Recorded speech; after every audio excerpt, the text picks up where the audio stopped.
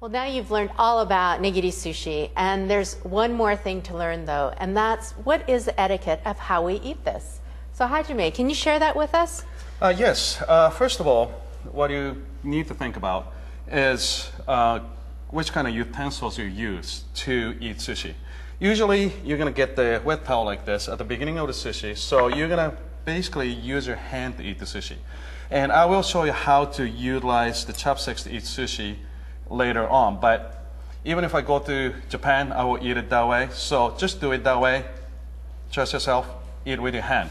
Now, another question is, do you have to put everything into the soy sauce? And usually in a sushi bar in the United States, you get the soy sauce and the ginger, it's pickled, and wasabi. And do you need to utilize all the condiment you see in front of you? That's questionable. So I'm going to show you how you're going to utilize or not utilize those things. First of all, we're going to talk about the wasabi here. Most of the wasabi you're going to see in the United States, or even in Japan, it's really common, is the powdered wasabi that contains the horseradish and the Chinese mustard, and basically it's powdered version of those. It's not really from the wasabi root. Right. Some of the higher grade of this wasabi actually contains wasabi root a little bit, but most of the flavor doesn't come from it. Right. And those are the powder that you mix with the water and just mix it, and that's it. And that's what this is. Now, today, I brought the real wasabi root. It's really expensive, so most of the sushi bars not gonna probably carry it. It's about 60, 70 bucks a pound right now. Yeah. Yeah, it's rare to find. But you can find this in the internet these days. So see if you can find this. We start growing in the United States. So I think there's a farm in Oregon, right? Oregon and Washington State also. So, okay. I'm going to go ahead and cut this one just a little bit. See the green right here? Like that. Then in order to make this wasabi, this is the grater made out of shark skin. Yeah. It's a little rough, but it's not really rough. It's just enough to grate wasabi. So I'm just going to grate it just like that. It takes a long time. We can find this wasabi root in our Japanese grocery store here in Seattle, and but it is kind of rare. I think we see it a little bit more in the Pacific Northwest because we have a couple of farms close by. Exactly. So, as you can see, slowly forming the paste of the wasabi. So it's actually pretty fine. So even this paste is more fine. This one will probably be not quite as fine, but it's pretty close, isn't it? Yeah, so it's really has a little sticky. Granular. Yep. Yeah. So just like that. Oh, it's very smooth. Yeah, it is. The flavor is a little different. It's more of the vegetable flavor. The smell is a little different. I think what I like about it is it doesn't have as harsh a bite to it. Right. And it gets more flavor, but not so much of a bite. Absolutely. And the question is, do you mix the wasabi into the soy sauce? In Japan, actually, we don't get the wasabi on the side. So you don't have a choice. So you just utilize the soy sauce, and that's it. And sometimes if you like to get more wasabi, you ask the sous chef, can you get a little bit more wasabi? Then sous chef would put wasabi in between the fish and rice so that you can get a little bit more wasabi. But most of the times, sous chef will put the wasabi that's necessary in order to enhance the flavor of the fish, so you don't have to put more wasabi into it. Right, because it can kind of override the delicate fish flavor. Absolutely. The raw fish, got a really delicate flavor. So if you're going to put more spice and more soy sauce into it, it's going to actually not balance the flavor of the fish. Right. Now, ginger usually comes in a bottle like this, and sometimes pink, sometimes white. Usually it's colored. So it doesn't mean anything of the flavor. So I usually use white, but the pink one is okay. It looks a little better, but either way, it's totally fine. All right, and the ginger, I'm gonna utilize that in order to cleanse your palate. So you don't wanna do is you put the ginger on the fish and eat it together. So you're cleansing the palate at the same time you're eating the fish.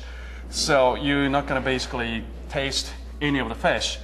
In Japan, if you do that, that means you're actually offending the actually you're offending the chef. So unless you don't like your chef, don't do that.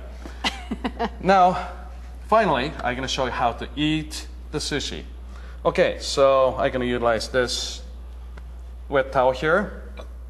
Then I'm going to pick up the fish like this. I'm going to put it on the side. Then I'm going to dip the fish side into the soy sauce just a little bit. Then after that, I'm going to put the fish on the mouth, just like this, almost upside down. So what it does is you're tasting the fish first, then rice next. And obviously, if you go to the sushi bar, your focus is not the rice, the fish, right? So you're going to taste the fish first, then rice comes in. So many times I've seen people dipping this side and all the rice is kind of falling apart, then kind of and eat it just like that. The rice is falling apart with the soy sauce, or the soy sauce is all over your clothes. It's not really good. So again, I'm gonna put this on the side like this, and fish side on the bottom, and eat it upside down. Same as shrimp. On the side, dip it like this, and the shrimp on the palate. Now, in order to use the chopsticks to how to eat the sushi, if you really insist, this is how you do it. Are they practicing their chopstick skill? Yeah. You're going to put it on the side. Basically, you're doing the same motion with the chopsticks, just like what I did with my hand. I'm going to pick it up like this, and upside down, I'm going to dip it into the soy sauce, and upside down into the palate. Same as, let's say, octopus here. I'm going to put this on the side, and pick it up, and dip it, and into the mouth. Now, those are some great tips. What about these little guys? The gunkan and maybe the hand rolls, stuff like that. Basically, there's ingredients on the top. If you go upside down, all the ingredients are going to just come out on a plate. Then what are you going to do, right? Then you have a ginger usually on the side, and I see if I can get one piece. There we go. I'm going to cut. There we go. So one piece of ginger like this.